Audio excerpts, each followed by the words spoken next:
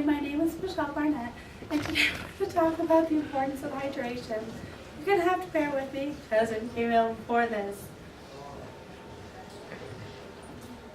Hydration is a very important thing in our lives. All too often people believe that they're drinking plenty of fluids when they're really not. Also, it will lead you to the ER because most people don't recognize the signs and symptoms of dehydration. Most people believe that you're thirsty just because your body wants water, but the actual fact is thirst is a sign of dehydration. It's one of your first signs. It means that you're on the way to dehydration. Dehydration can go as far as going towards death.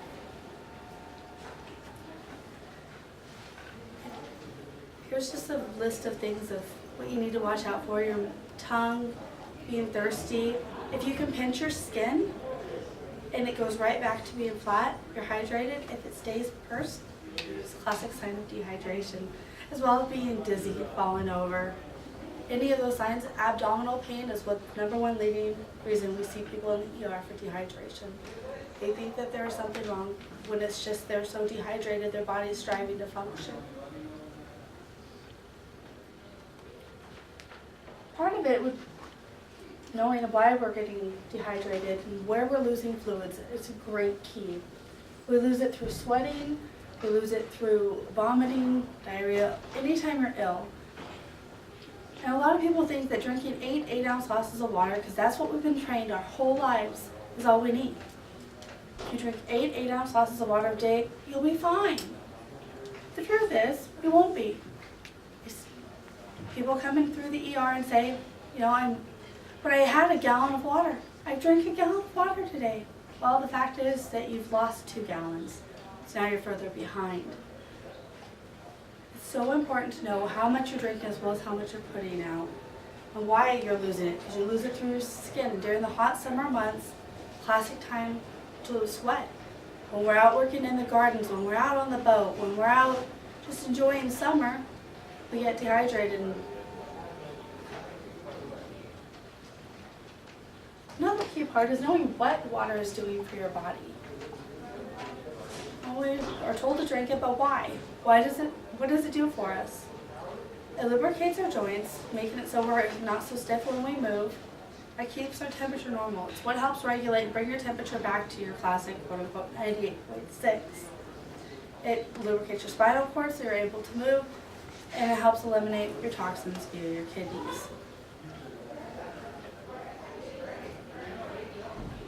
There are lots of things you can eat or drink that will help you with maintaining your hydration.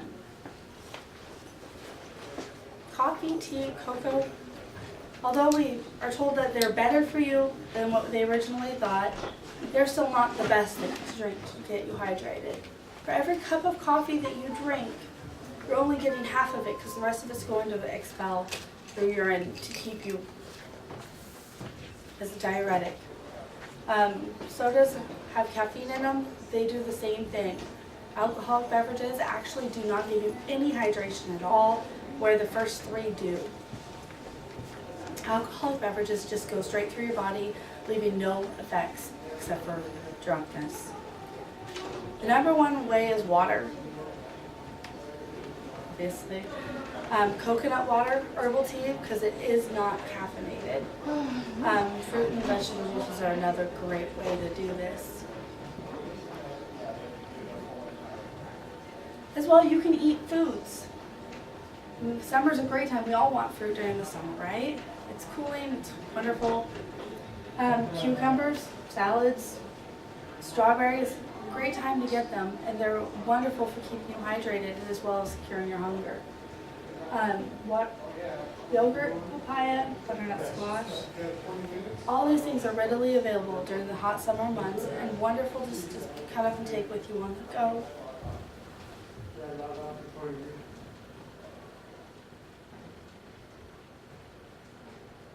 Here's some tips to get you started. Choose water, and if you have to have a soda, because there's sometimes you just can't beat that craving, choose a diet.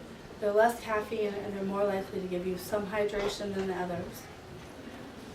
Any sugar sweeteners are going to help dehydrate you and not do any much good. You can spice up your water by cutting up cucumbers, lemons, limes, throw them in there, keep them in the fridge. A big thing in the fridge, that way all you have to do is grab it. You're more likely to grab something that's readily available when you're thirsty, hungry, etc. Another way is you can add a splash of juice to replace sparkling water for a refreshing low-calorie drink. These are fabulous ways that we can continue to keep hydrated and learn the effects. You can tell your dehydration level. I showed you at the beginning of the slide the signs and symptoms, but your urine, I know it's a topic everybody wants to talk about, is a classic sign as well. Your urine should actually be very clear. It shouldn't have any color to it. Yellow, dark colors is actually a sign of dehydration. So the top one, you're doing okay, probably hydrated. You're doing just fine. And then when you start getting down here, this sign tells you how much you should start drinking. Right now, and then drink a bottle later, just to stay on top of this. The bottom one isn't normally a urine sign. It's a very dehydrated, but it could also be a sign of a UTI. So that one you have to look on a little bit further.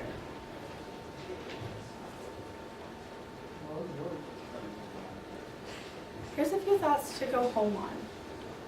I thought it was kind of funny because he's dehydrated.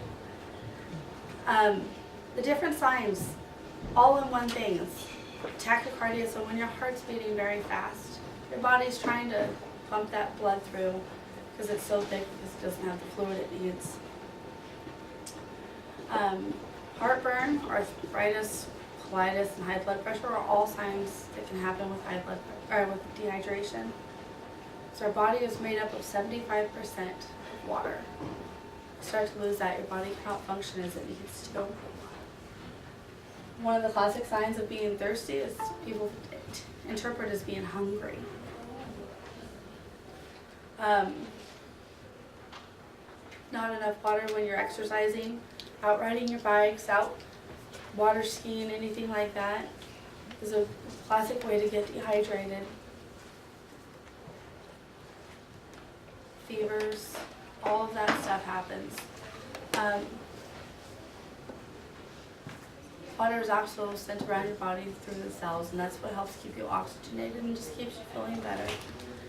Dehydration is a classic sign of people just not feeling well and leading you to the ER. So by drinking water, however you choose to, drinking fluids will keep you out of the emergency room this summer and keep you from being in a lot of pain and stiff and unable to move. Remember, if you don't drink enough water, it can lead to death. Thank you.